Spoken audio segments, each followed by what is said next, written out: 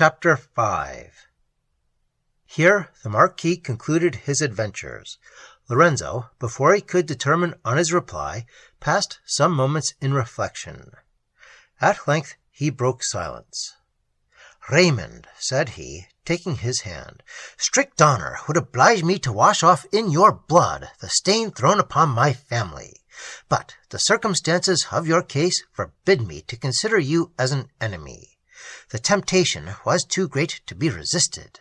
'Tis the superstition of my relations which has occasioned these misfortunes, and they are more the offenders than yourself and Agnes. What has passed between you cannot be recalled, but may yet be repaired by uniting you to my sister. You have ever been, you still continue to be, my dearest and indeed my only friend. I feel for Agnes the truest affection, and there is no one on whom I would bestow her more willingly than on yourself. Pursue, then, your design. I will accompany you tomorrow night, and conduct her myself to the house of the Cardinal. My presence will be a sanction for her conduct, and prevent her incurring blame by her flight from the convent." The Marquis thanked him in terms by no means deficient in gratitude. Lorenzo then informed him that he had nothing more to apprehend from Donna Rodolfo's enmity. 5 months had already elapsed since, in an excess of passion, she broke a blood vessel, and expired in the course of a few hours. He then proceeded to mention the interests of Antonia. The Marquis was much surprised at hearing of this new relation. His father had carried his hatred of Elvira to the grave, and had never given the least hint that he knew what was become of his eldest son's widow. Don Raymond assured his friend that he was not mistaken in supposing him ready to acknowledge his sister-in-law and her amiable daughter. The preparations for the elopement would not permit his visiting them the next day, but in the meanwhile he desired Lorenzo to assure them of his friendship, and to supply Elvira, on his account, with any sums which she might want. This the youth promised to do, as soon as her abode should be known to him. He then took leave of his future brother, and returned to the Palace de Medina. The day was already on the point of breaking when the Marquis retired to his chamber. Conscious that his narrative would take up some hours, and wishing to secure himself from interruption, on returning to the hotel he ordered his attendants not to sit up for him. Consequently, he was somewhat surprised, on entering his anteroom, to find Theodore established there. The page sat near a table with a pen in his hand, and was so totally occupied by his employment that he perceived not his lord's approach. The Marquis stopped to observe him. Theodore wrote a few lines, then paused and scratched out a part of the writing, then wrote again, smiled, and seemed highly pleased with what he had been about. At last he threw down his pen, sprang from his chair, and clapped his hands together joyfully. "There it is!" cried he aloud. "Now they are charming!" His transports were interrupted by a laugh from the Marquis, who suspected the nature of his employment. "What is so charming, Theodore?" The youth started and looked round.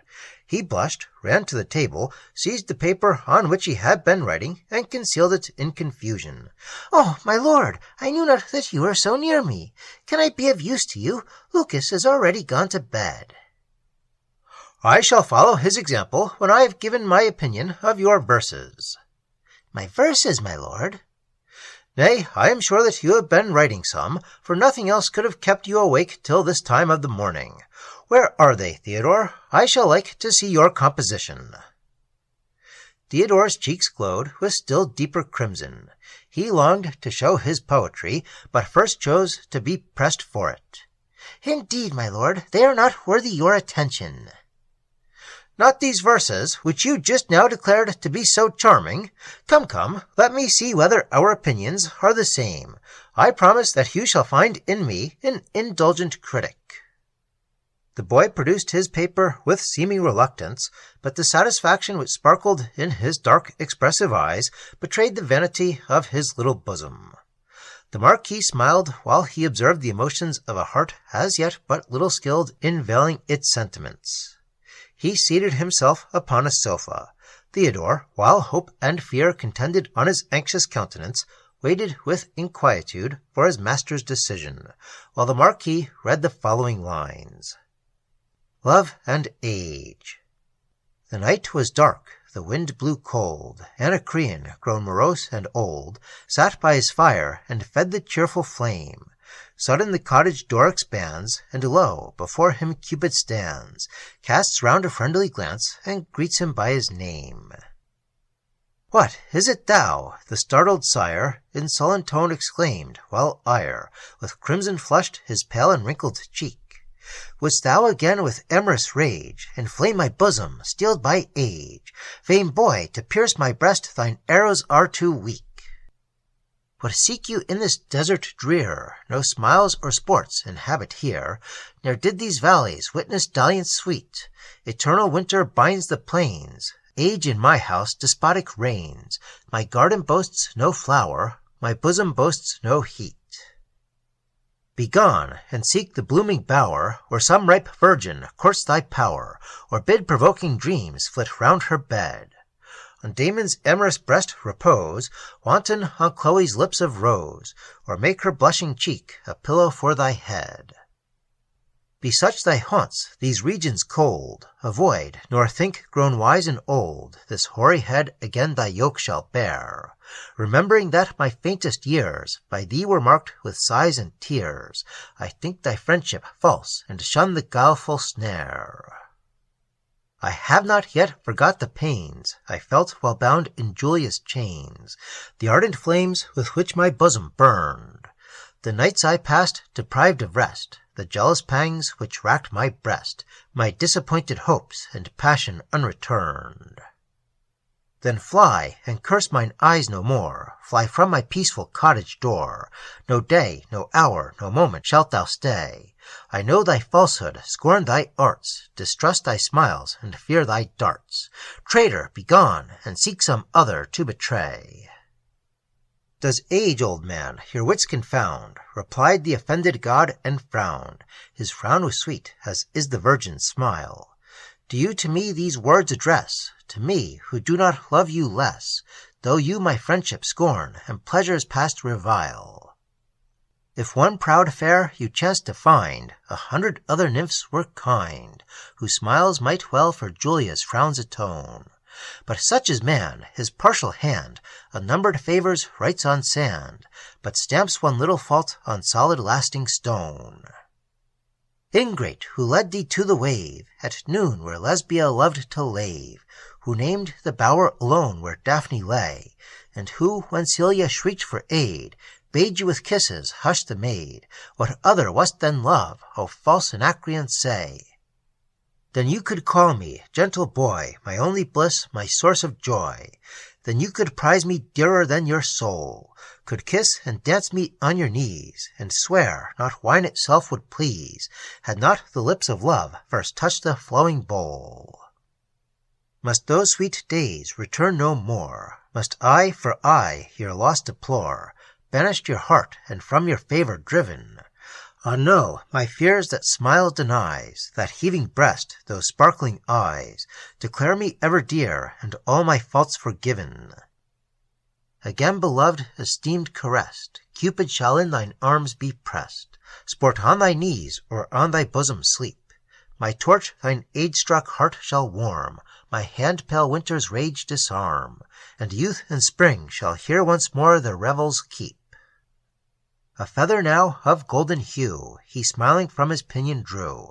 This to the poet's hand the boy commits, and straight before Anacreon's eyes the fairest dreams of fancy rise, and round his favored head wild inspiration flits. His bosom glows with amorous fire, eager he grasps the magic lyre, swift o'er the tuneful chords his fingers move. The feather plucked from Cupid's wing sweeps the too long neglected string, while soft Anacreon sings the power and praise of love. Soon as that name was heard, the woods shook off their snows, the melting floods broke their cold chains, and winter fled away. Once more the earth was decked with flowers, mild zephyrs breathed through blooming bowers, high towered the glorious sun, and poured the blaze of day. attracted by the harmonious sound, sylvans and fauns the cot surround, and curious crowd the minstrel to behold. The wood nymphs haste the spell to prove, eager they run, they list, they love, and while they hear the strain, forget the man is old. Cupid, to nothing constant long, perched on the harp attends the song, or stifles with the kiss the dulcet notes. Now on the poet's breast reposes, now twines his hoary locks with roses, or borne on wings of gold in wanton circle floats. Then thus Anacreon, I no more at other shrines my vows will pour, since Cupid deigns my numbers to inspire. From Phoebus or the blue-eyed maid, now shall my verse request no aid, for love alone shall be the patron of my lyre. In lofty strain of earlier days, I spread the king's or hero's praise, and struck the martial chords with epic fire. But farewell hero, farewell king, your deeds my lips no more shall sing, for love alone shall be the subject of my lyre. The Marquis returned the paper with a smile of encouragement. Your little poem pleases me much, said he. However, you must not count my opinion for anything. I am no judge of verses, and for my own part never composed more than 6 lines in my life. Those 6 produced so unlucky an effect that I am fully resolved never to compose another. But I wander from my subject. I was going to say that you cannot employ your time worse than in making verses. An author, whether good or bad, or between both, is an animal whom everybody is privileged to attack. For though all are not able to write books, all conceive themselves able to judge them. A bad composition carries with it its own punishment, contempt and ridicule. A good one excites envy and entails upon its author 1,000 mortifications. He finds himself assailed by partial and ill-humored criticism. One man finds fault with the plan, another with the style, a third with the precept which it strives to inculcate. And they who cannot succeed in finding fault with the book employ themselves in stigmatizing its author. They maliciously rake out from obscurity every little circumstance which may throw ridicule upon his private character or conduct, and aim at wounding the man, since they cannot hurt the writer. In short, to enter the lists of literature is willfully to expose yourself to the arrows of neglect, ridicule, envy, and disappointment. Whether you write well or ill, be assured that you will not escape from blame. Indeed, this circumstance contains a young author's chief consolation. He remembers that Lope de Vega and Calderona had unjust and envious critics, and he modestly conceives himself to be exactly in their predicament. But I am conscious that all these sage observations are thrown away upon you. Authorship is a mania, to conquer which no reasons are sufficiently strong, and you might as easily persuade me not to love as I persuade you not to write. However, if you cannot help being occasionally seized with the poetical paroxysm, take at least the precaution of communicating your verses to none but those whose partiality for you secures their approbation. Then, my lord, you do not think these lines tolerable, said Theodore with a humble and dejected air. You mistake my meaning. As I said before, they have pleased me much, but my regard for you makes me partial, and others might judge them less favorably. I must still remark that even my prejudice in your favor does not blind me so much as to prevent my observing several faults. For instance, you make a terrible confusion of metaphors. You are too apt to make the strength of your lines consist more in the words than sense. Some of the verses only seem introduced in order to rhyme with others, and most of the best ideas are borrowed from other poets, though possibly you are unconscious of the theft yourself. These faults may occasionally be excused in a work of length, but a short poem must be correct and perfect. All this is true, signor, but you should consider that I only write for pleasure. Your defects are the less excusable. Their incorrectness may be forgiven in those who work for money, who are obliged to complete a given task in a given time, and are paid according to the bulk, not value, of their productions. But in those whom no necessity forces to turn author, who merely write for fame, and have full leisure to polish their compositions, faults are unpardonable. and merit the sharpest arrows of criticism." The Marquis rose from the sofa. The page looked discouraged and melancholy, and this did not escape his master's observation. "However," added he, smiling, "I think that these lines do you no discredit. Your versification is tolerably easy, and your ear seems to be just. The perusal of your little poem, upon the whole, gave me much pleasure, and if it is not asking too great a favour, I shall be highly obliged to you for a copy." The youth's countenance immediately cleared up. He perceived not the smile, half approving, half ironical, which accompanied the request, and he promised the copy with great readiness. The Marquis withdrew to his chamber, much amused by the instantaneous effect produced upon Theodore's vanity by the conclusion of his criticism. He threw himself upon his couch. Sleep soon stole over him, and his dreams presented him with the most flattering pictures of happiness with Agnes. On reaching the Hotel de Medina, Lorenzo's first care was to inquire for letters. He found several waiting for him, but that which he sought was not amongst them. Leonela had found it impossible to write that evening. However, her impatience to secure Don Cristoval's heart, on which she flattered herself with having made no slight impression, permitted her not to pass another day without informing him where she was to be found. On her return from the Capuchin church, she had related to her sister, with exultation, how attentive a handsome cavalier had been to her, as also how his companion had undertaken to plead Antonia's cause with the Marquis de las Cisternas.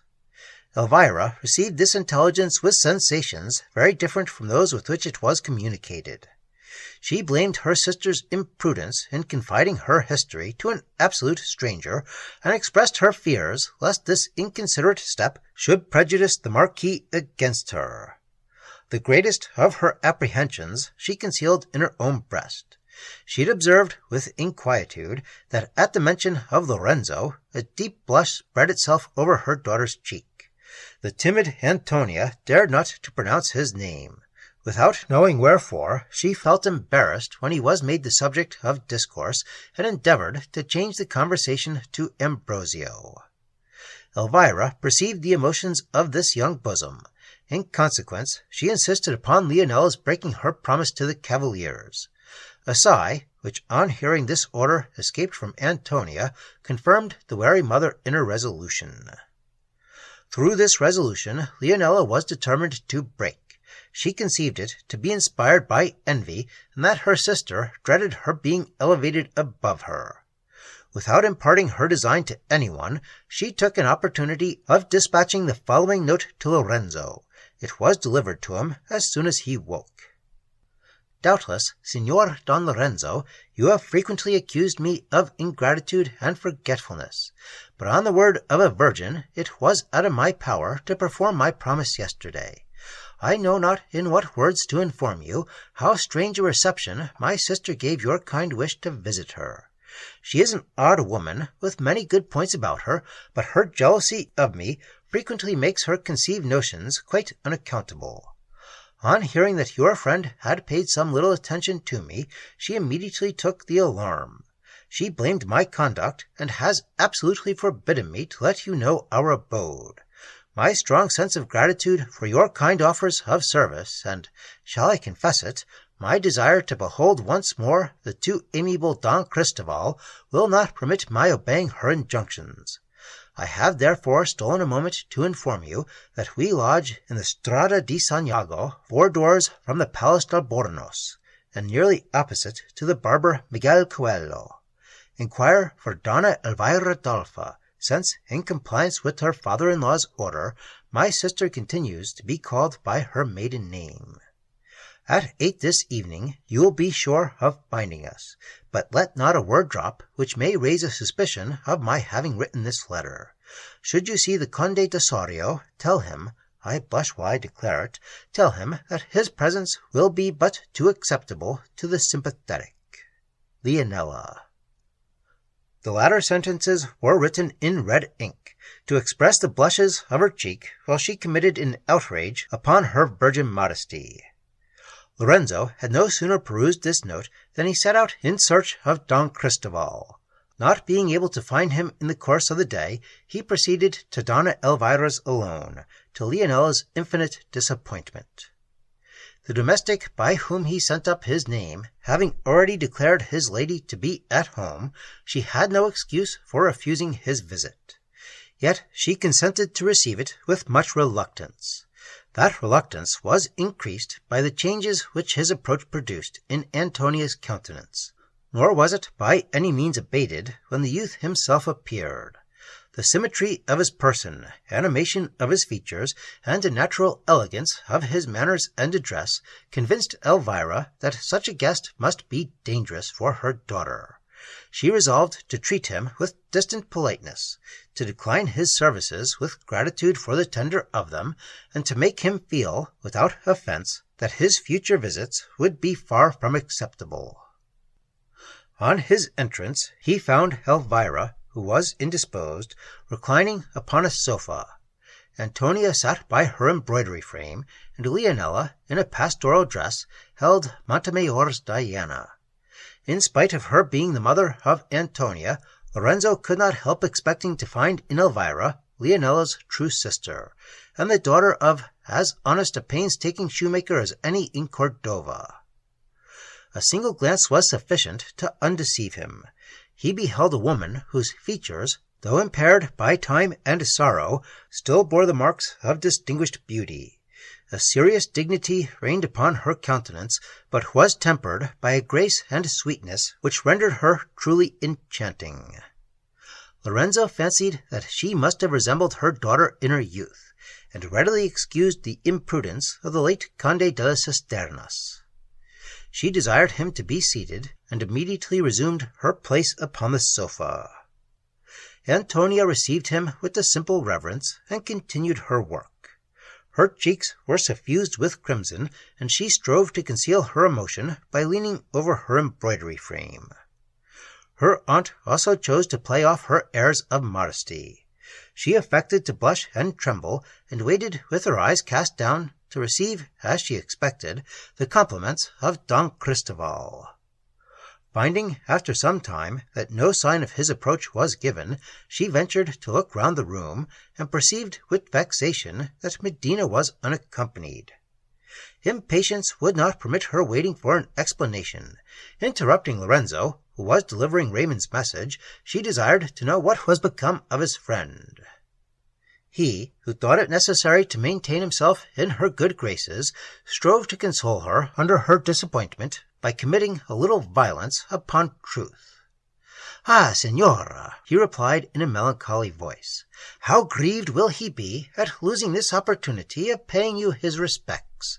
Our relation's illness has obliged him to quit Madrid in haste, but on his return he will doubtless seize the first moment with transport to throw himself at your feet."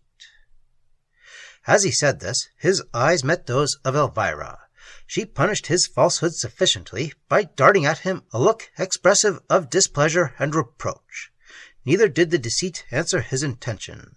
Vexed and disappointed, Leonella rose from her seat and retired in dudgeon to her own apartment.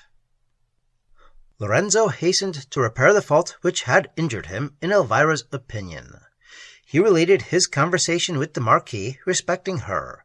He assured her that Raymond was prepared to acknowledge her for her brother's widow, and that, till it was in his power to pay his compliments to her in person, Lorenzo was commissioned to supply his place.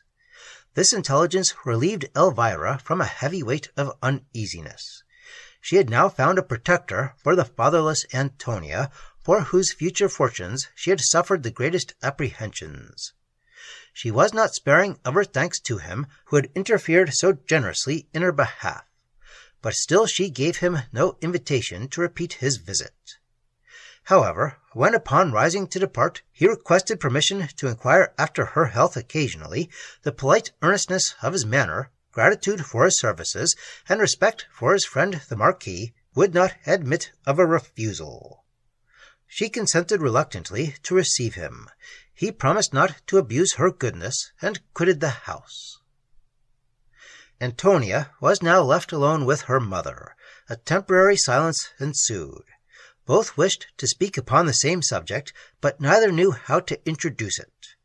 The one felt a bashfulness which sealed up her lips, and for which she could not account. The other feared to find her apprehensions true, or to inspire her daughter with notions to which she might be still a stranger. At length Elvira began the conversation. "That is a charming young man, Antonia. I am much pleased with him. Was he long near you yesterday in the cathedral?" "He quitted me not for a moment while I stayed in the church. He gave me his seat, and was very obliging and attentive." "Indeed! Why then have you never mentioned his name to me? Your aunt launched out in praise of his friend, and you vaunted Ambrosio's eloquence, but neither said a word of Don Lorenzo's person and accomplishments. Had not Leonela spoken of his readiness to undertake our cause, I should not have known him to be in existence." She paused. Antonia colored, but was silent. "Perhaps you judge him less favorably than I do. In my opinion, his figure is pleasing, his conversation sensible, and manners engaging. Still, he may have struck you differently. You may think him disagreeable, and—" "Disagreeable? Oh, dear mother, how should I possibly think him so? I should be very ungrateful were I not sensible of his kindness yesterday, and very blind if his merits had escaped me. His figure is so graceful, so noble, his manners so gentle yet so manly. I never yet saw so many accomplishments united in one person, and I doubt whether Madrid can produce his equal." "Why, then, were you so silent in praise of this Phoenix of Madrid? Why was it concealed from me that his society had afforded you pleasure?" "In truth, I know not. You ask me a question which I cannot resolve myself. I was on the point of mentioning him 1,000 times. His name was constantly on my lips, but when I would have pronounced it, I wanted courage to execute my design. However, if I did not speak of him, it was not that I thought of him the less." "That I believe. But shall I tell you why you wanted courage? It was because, accustomed to confide to me your most secret thoughts, you knew not how to conceal, yet feared to acknowledge, that your heart nourished a sentiment which you were conscious I should disapprove. Come hither to me, my child." Antonia quitted her embroidery frame, threw herself upon her knees by the sofa, and hid her face in her mother's lap. "Fear not, my sweet girl. Consider me equally as your friend and parent, and apprehend no reproof from me. I have read the emotions of your bosom. You are still ill-skilled in concealing them, and they could not escape my attentive eye. This Lorenzo is dangerous to your repose. He has already made an impression upon your heart. 'Tis true that I perceive easily that your affection is returned, but what can be the consequence of this attachment? You are poor and friendless, my Antonia. Lorenzo is the heir of the Duke of Medina Celi. Even should himself mean honorably, his uncle never will consent to your union, nor, without that uncle's consent, will I. By sad experience, I know what sorrow she must endure, who marries into a family unwilling to receive her. Then struggle with your affection. Whatever pains it may cost you, strive to conquer it. Your heart is tender and susceptible. It has already received a strong impression. But when once convinced that you should not encourage such sentiments, I trust that you have sufficient fortitude to drive them from your bosom." Antonia kissed her hand and promised implicit obedience. Elvira then continued, "To prevent your passion from growing stronger, it will be needful to prohibit Lorenzo's visits. The service which he has rendered me permits not my forbidding them positively, but unless I judge too favorably of his character, he will discontinue them without taking offense if I confess to him my reasons and throw myself entirely on his generosity. The next time that I see him, I will honestly avow to him the embarrassment which his presence occasions. How say you, my child? Is not this measure necessary?" Antonia subscribed to everything without hesitation, though not without regret. Her mother kissed her affectionately and retired to bed. Antonia followed her example, and vowed so frequently never more to think of Lorenzo, that till sleep closed her eyes she thought of nothing else. While this was passing at Elvira's, Lorenzo hastened to rejoin the Marquis. Everything was ready for the second elopement of Agnes, and at 12 the two friends with the coach and four were at the garden wall of the convent. Don Raymond drew out his key and unlocked the door. They entered and waited for some time in expectation of being joined by Agnes. At length the Marquis grew impatient. Beginning to fear that his second attempt would succeed no better than the first, he proposed to reconnoitre the convent. The friends advanced towards it. Everything was still and dark. The prioress was anxious to keep the story a secret, fearing lest the crime of one of its members should bring disgrace upon the whole community, or that the interposition of powerful relations should deprive her vengeance of its intended victim. She took care, therefore, to give the lover of Agnes no cause to suppose that his design was discovered, and his mistress on the point of suffering the punishment of her fault. The same reason made her reject the idea of arresting the unknown seducer in the garden. Such a proceeding would have created much disturbance, and the disgrace of her convent would have been noised about Madrid. She contented herself with confining Agnes closely. As to the lover, she left him at liberty to pursue his designs. What she had expected was the result. The Marquis and Lorenzo waited in vain till break of day. Then they retired without noise, alarmed at the failure of their plan, and ignorant of the cause of its ill success.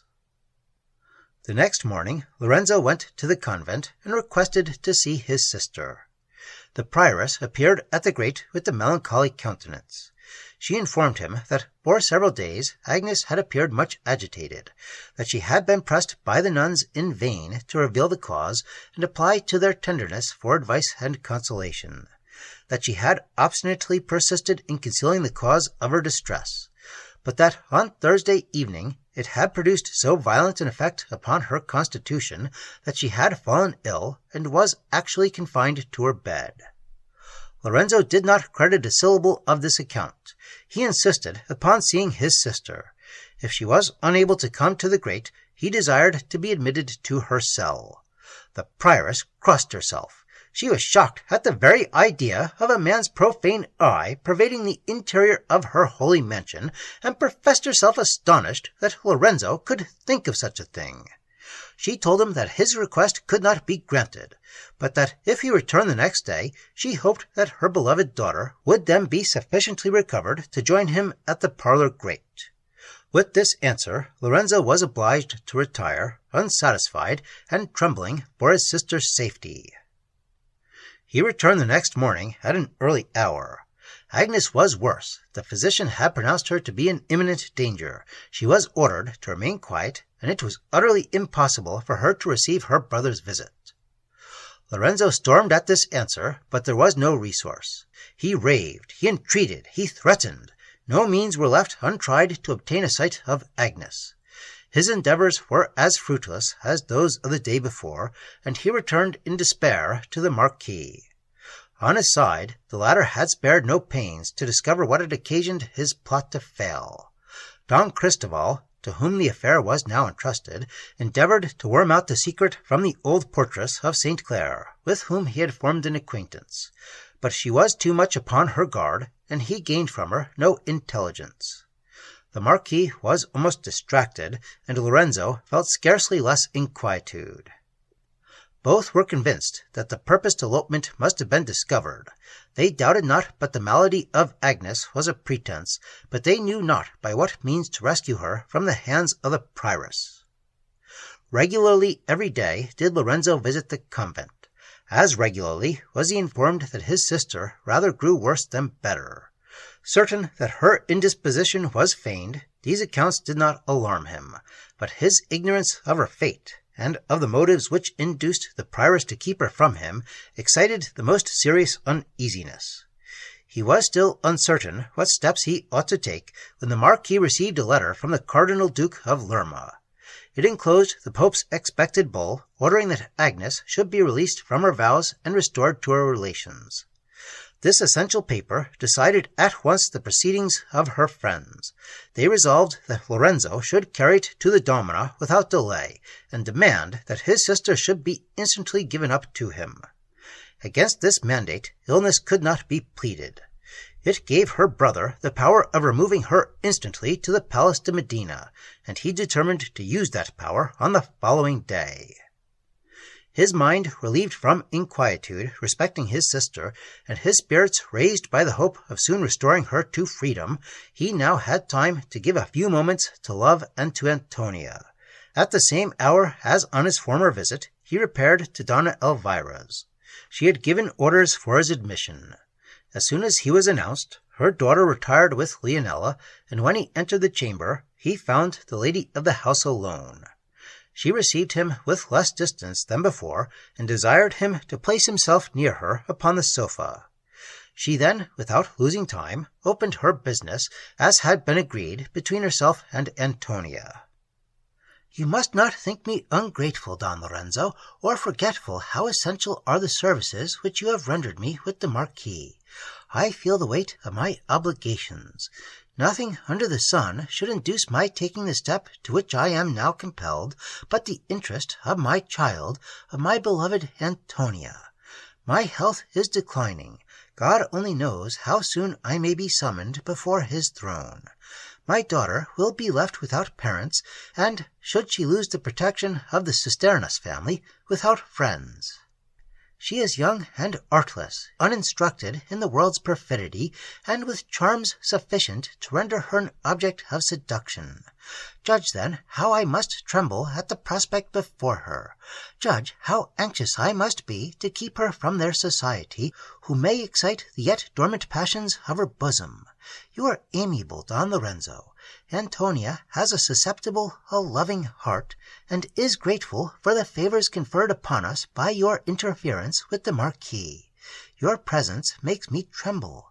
I fear lest it should inspire her with sentiments which may embitter the remainder of her life, or encourage her to cherish hopes in her situation unjustifiable and futile.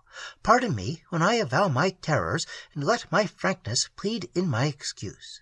I cannot forbid you my house, for gratitude restrains me. I can only throw myself upon your generosity, and entreat you to spare the feelings of an anxious, of a doting mother. Believe me when I assure you that I lament the necessity of rejecting your acquaintance, but there is no remedy, and Antonia's interest obliges me to beg you to forbear your visits. By complying with my request, you will increase the esteem which I already feel for you, and of which everything convinces me that you are truly deserving." "Your frankness charms me," replied Lorenzo. "You shall find that in your favorable opinion of me you are not deceived. Yet I hope that the reasons now in my power to allege will persuade you to withdraw a request which I cannot obey without infinite reluctance. I love your daughter, love her most sincerely. I wish for no greater happiness than to inspire her with the same sentiments, and receive her hand at the altar as her husband. 'Tis true, I am not rich myself. My father's death has left me but little in my own possession, but my expectations justify my pretending to the Conde de las Cisternas' daughter." He was proceeding, but Elvira interrupted him. "Ah, Don Lorenzo, you forget in that pompous title the meanness of my origin.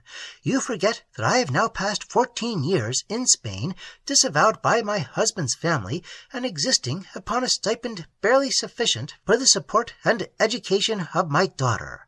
Nay, I have even been neglected by most of my own relations, who, out of envy, affect to doubt the reality of my marriage. My allowance being discontinued at my father-in-law's death, I was reduced to the very brink of want. In this situation I was found by my sister, who, amongst all her foibles, possesses a warm, generous, and affectionate heart.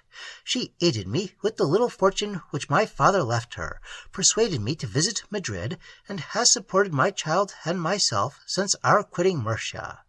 Then consider not Antonia as descended from the Conde de las Cisternas.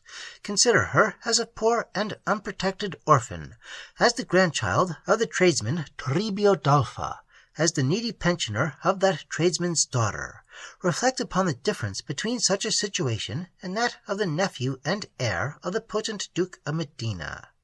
I believe your intentions to be honorable, but as there are no hopes that your uncle will approve of the union, I foresee that the consequences of your attachment must be fatal to my child's repose."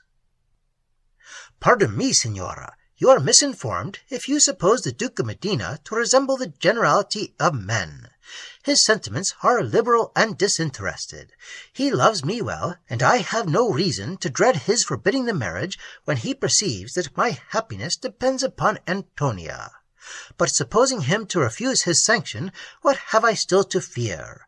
My parents are no more. My little fortune is in my own possession. It will be sufficient to support Antonia, and I shall exchange her hand for Medina's dukedom without one sigh of regret." "You are young and eager. It is natural for you to entertain such ideas, but experience has taught me to my cost that curses accompany an unequal alliance. I married the Conde de las Cisternas in opposition to the will of his relations. Many a heart-pang has punished me for the imprudent step. Wherever we bent our course, a father's execration pursued Gonzalvo. Poverty overtook us, and no friend was near to relieve our wants. Still, our mutual affection existed, but alas, not without interruption. Accustomed to wealth and ease, ill could my husband support the transition to distress and indigence. He looked back with repining to the comforts which he once enjoyed. He regretted the situation which, for my sake, he had quitted, and in moments when despair possessed his mind, has reproached me with having made him the companion of want and wretchedness. He has called me his bane, the source of his sorrows, the cause of his destruction. Ah, God, he little knew how much keener were my own heart's reproaches. He was ignorant that I suffered trebly for myself, for my children, and for him. 'Tis true that his anger seldom lasted long. His sincere affection for me soon revived in his heart, and then his repentance for the tears which he had made me shed tortured me even more than his reproaches. He would throw himself on the ground, implore my forgiveness in the most frantic terms, and load himself with curses for being the murderer of my repose. Taught by experience that a union contracted against the inclinations of families on either side must be unfortunate, I will save my daughter from those miseries which I have suffered.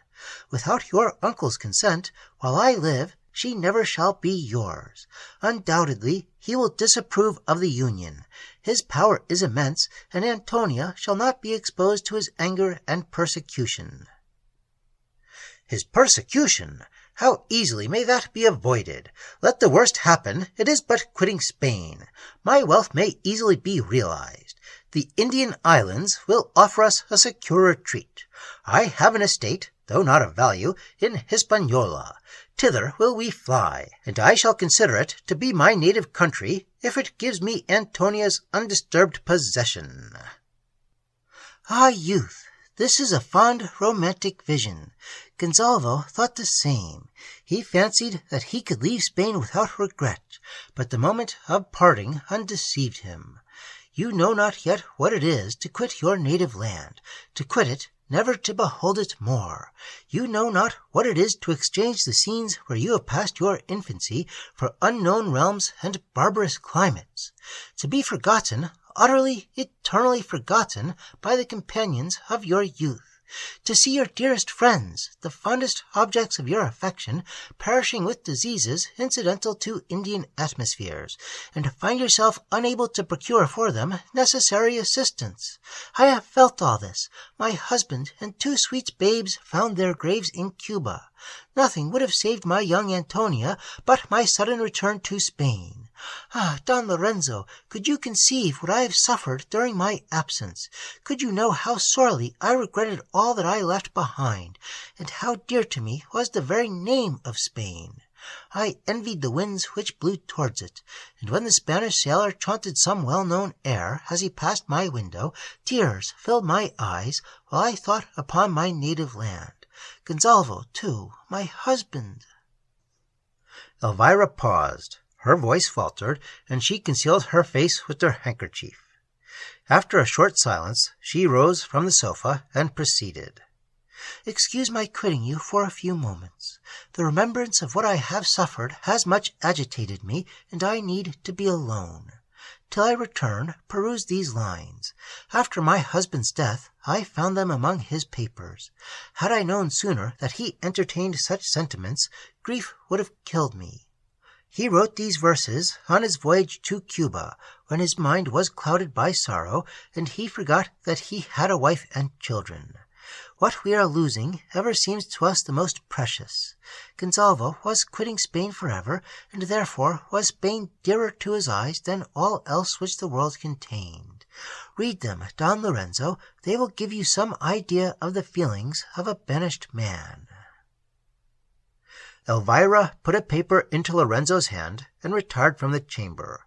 The youth examined the contents and found them to be as follows. The Exile. Farewell, O native Spain, farewell forever. These banished eyes shall view thy coasts no more. A mournful presage tells my heart that never Gonzalvo's steps again shall press thy shore. Hushed are the winds, while soft the vessel sailing, with gentle motion plows the unruffled main. I feel my bosom's boasted courage failing, and curse the waves which bear me far from Spain. I see it yet, beneath yon blue clear heaven, still do the spires so well beloved appear. From yonder craggy point the gale of even still wafts my native accents to mine ear. Propped on some moss-crowned rock and gaily singing, there in the sun his nets the fisher dries. Oft have I heard the plaintive ballad bringing scenes of past joys before my sorrowing eyes. Ah, happy swain, he waits the accustomed hour, when twilight gloom obscures the closing sky, then gladly seeks his loved paternal bower, and shares the feast his native fields supply.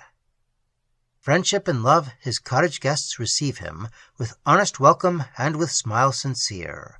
No threatening woes of present joys bereave him, no sigh his bosom owns, his cheek no tear. Ah, happy swain, such bliss to me denying, Fortune thy lot with envy bids me view, me, who from home and Spain in exile flying, bid all I value, all I love, adieu. No more mine ear shall list the well-known ditty, sung by some mountain girl who tends her goats, some village swain imploring amorous pity, or shepherd chanting wild his rustic notes. No more my arms a parent's fond embraces, no more my heart domestic calm must know. Far from these joys, with sighs which memory traces, to sultry skies and distant climes I go.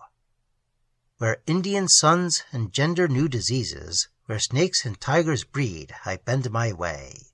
To brave the feverish thirst no art appeases, the yellow plague and maddening blaze of day.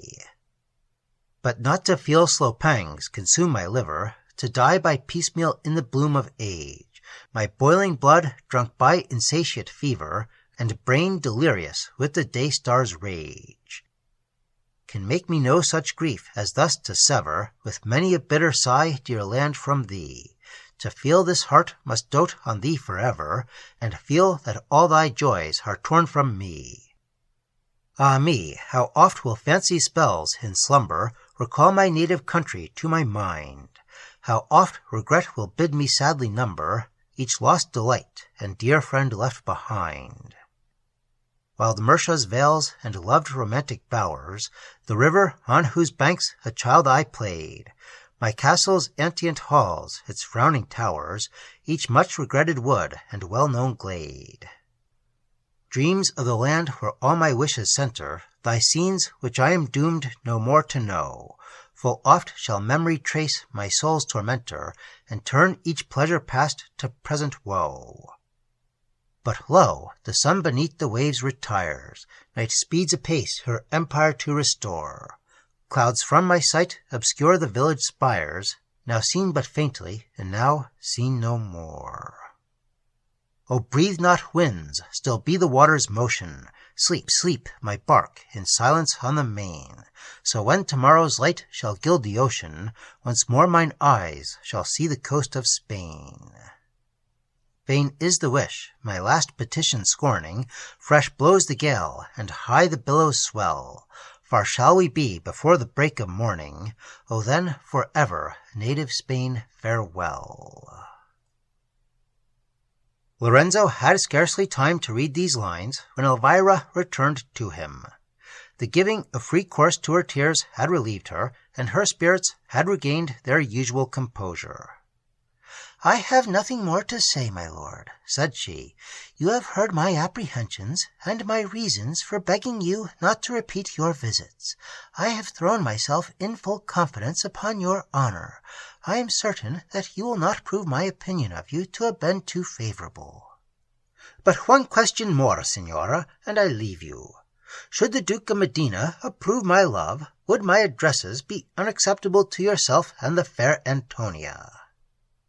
"I will be open with you, Don Lorenzo. There being little probability of such a union taking place, I fear that it is desired but too ardently by my daughter. You have made an impression upon her young heart which gives me the most serious alarm. To prevent that impression from growing stronger, I am obliged to decline your acquaintance. For me, you may be sure that I should rejoice at establishing my child so advantageously. Conscious that my constitution, impaired by grief and illness, forbids me to expect a long continuance in this world, I tremble at the thought of leaving her under the protection of a perfect stranger. The Marquis de las Cisternas is totally unknown to me. He will marry. His lady may look upon Antonia with an eye of displeasure, and deprive her of her only friend. Should the Duke, your uncle, give his consent, you need not doubt obtaining mine and my daughter's. But without his, hope not for ours.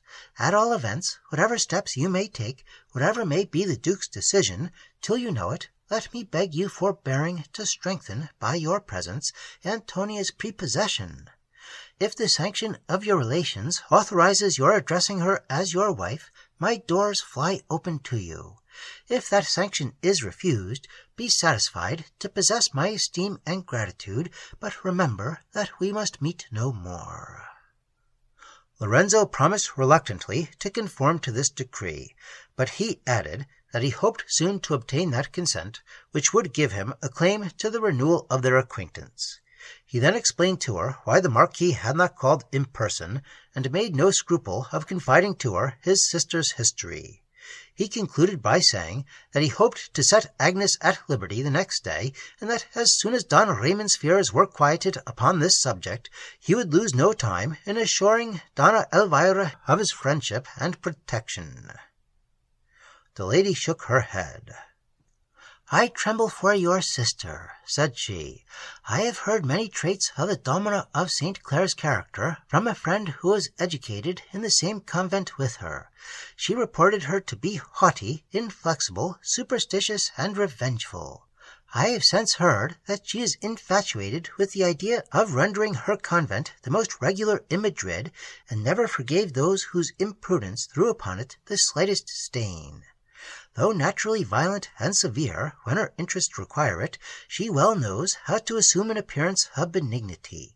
She leaves no means untried to persuade young women of rank to become members of her community. She is implacable when once incensed, and has too much intrepidity to shrink at taking the most rigorous measures for punishing the offender. Doubtless she will consider your sister's quitting the convent as a disgrace thrown upon it. She will use every artifice to avoid obeying the mandate of His Holiness, and I shudder to think that Donna Agnes is in the hands of this dangerous woman." Lorenzo now rose to take leave. Elvira gave him her hand at parting, which he kissed respectfully, and telling her that he soon hoped for the permission to salute that of Antonia, he returned to his hotel. The lady was perfectly satisfied with the conversation which had passed between them. She looked forward with satisfaction to the prospect of his becoming her son-in-law, but prudence bade her conceal from her daughter's knowledge the flattering hopes which herself now ventured to entertain. Scarcely was it day, and already Lorenzo was at the convent of St. Clair, furnished with the necessary mandate. The nuns were at matins. He waited impatiently for the conclusion of the service, and at length the prioress appeared at the parlour grate. Agnes was demanded. The old lady replied with a melancholy air that the dear child's situation grew hourly more dangerous, that the physicians despaired of her life, but that they had declared the only chance for her recovery to consist in keeping her quiet, and not to permit those to approach her whose presence was likely to agitate her. Not a word of all this was believed by Lorenzo, any more than he credited the expressions of grief and affection for Agnes with which this account was interlarded. To end the business, he put the Pope's bull into the hands of the domina, and insisted that, ill or in health, his sister should be delivered to him without delay. The prioress received the paper with an air of humility, but no sooner had her eye glanced over the contents than her resentment baffled all the efforts of hypocrisy. A deep crimson spread itself over her face, and she darted upon Lorenzo looks of rage and menace. "This order is positive," said she, in a voice of anger which she strove in vain to disguise. "Willingly would I obey it, but unfortunately it is out of my power." Lorenzo interrupted her by an exclamation of surprise. "I repeat it, Signor. To obey this order is totally out of my power. From tenderness to a brother's feelings, I would have communicated the sad event to you by degrees, and have prepared you to hear it with fortitude. My measures are broken through. This order commands me to deliver up to you the sister Agnes without delay. I am therefore obliged to inform you, without circumlocution, that on Friday last she expired." Lorenzo started back with horror and turned pale. A moment's recollection convinced him that this assertion must be false, and it restored him to himself. "You deceive me," he said passionately. "But 5 minutes past you assured me that, though ill, she was still alive. Produce her this instant. See her I must and will, and every attempt to keep her from me will be unavailing." "You forget yourself, Signor. You owe respect to my age as well as my profession. Your sister is no more. If I at first concealed her death, it was from dreading lest an event so unexpected should produce on you too violent an effect. In truth, I am but ill repaid for my attention, and what interest, I pray you, should I have in detaining her? To know her wish of quitting our society is a sufficient reason for me to wish her absence, and to think her a disgrace to the sisterhood of St. Clare. But she has forfeited my affection in a manner yet more culpable. Her crimes were great, and when you know the cause of her death, you will doubtless rejoice, Don Lorenzo, that such a wretch is no longer in existence. She was taken ill on Thursday last, on returning from confession in the Capuchin chapel. Her malady seemed attended with strange circumstances, but she persisted in concealing its cause. Thanks to the Virgin, we were too ignorant to suspect it. Judge, then, what must have been our consternation, our horror, when she was delivered the next day of a stillborn child, whom she immediately followed to the grave. How, Signor? Is it possible that your countenance expresses no surprise, no indignation? Is it possible that your sister's infamy was known to you, and that still she possessed your affection? In that case, you have no need of my compassion. I can say nothing more, except to repeat my inability of obeying the orders of His Holiness. Agnes is no more, and to convince you that what I say is true, I swear by our blessed Saviour that 3 days have passed since she was buried. Here she kissed a small crucifix which hung at her girdle. She then rose from her chair and quitted the parlour. As she withdrew, she cast upon Lorenzo a scornful smile. "Farewell, Signor," said she. "I know no remedy for this accident. I fear that even a second bull from the Pope will not procure your sister's resurrection." Lorenzo also retired, penetrated with affliction. But Don Raymond's, at the news of this event, amounted to madness. He would not be convinced that Agnes was really dead, and continued to insist that the walls of St. Clare still confined her. No arguments could make him abandon his hopes of regaining her. Every day some fresh scheme was invented for procuring intelligence of her, and all of them were attended with the same success. On his part, Medina gave up the idea of ever seeing his sister more. Yet he believed that she had been taken off by unfair means. Under this persuasion, he encouraged Don Raymond's researches, determined, should he discover the least warrant for his suspicions, to take a severe vengeance upon the unfeeling prioress. The loss of his sister affected him sincerely, nor was it the least cause of his distress that propriety obliged him for some time to defer mentioning Antonia to the Duke. In the meanwhile, his emissaries constantly surrounded Elvira's door. He had intelligence of all the movements of his mistress. As she never failed every Thursday to attend the sermon in the Capuchin Cathedral, he was secure of seeing her once a week, though, in compliance with his promise, he carefully shunned her observation. Thus 2 long months passed away. Still no information was procured of Agnes. All but the Marquis credited her death, and now Lorenzo determined to disclose his sentiments to his uncle. He had already dropped some hints of his intention to marry. They had been as favorably received as he could expect, and he harbored no doubt of the success of his application.